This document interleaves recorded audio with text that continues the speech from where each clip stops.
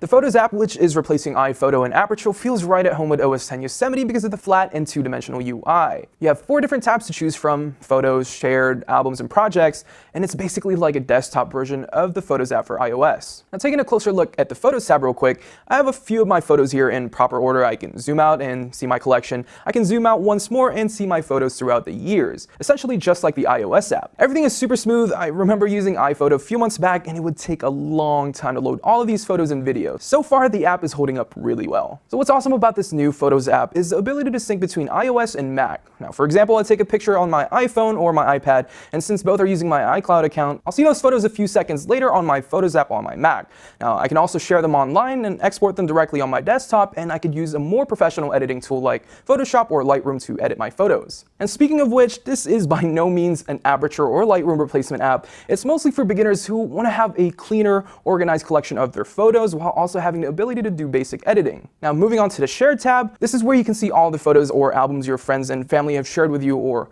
albums you shared with your friends and family. You can like a picture, comment on it, see a list of people on the same shared album as you, and add photos. Now, moving on to albums, this tab is where you can check out different albums on your iPhone or iPad. You have all photos, faces, last import, panoramas, video, slow-mo, etc.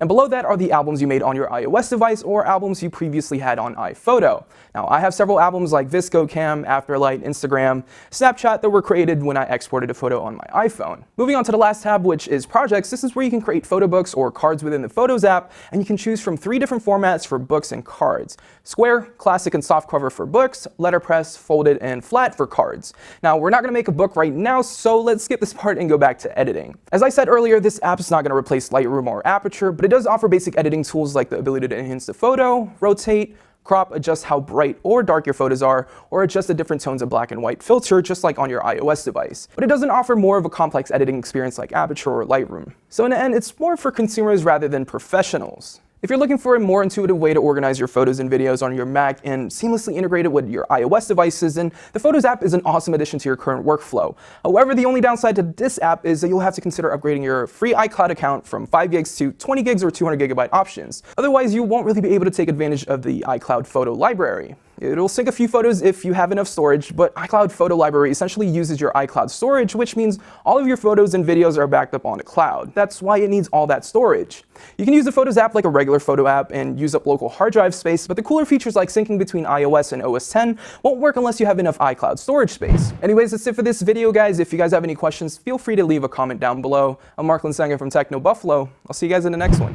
Thank you guys so much for watching this video, and if you guys would like to see more, make sure to hit that subscribe button down below. And we'd like to play video games every now and then in this office, so make sure to check us out at twitch.tv/technobuffalo, and we hope to see you guys there.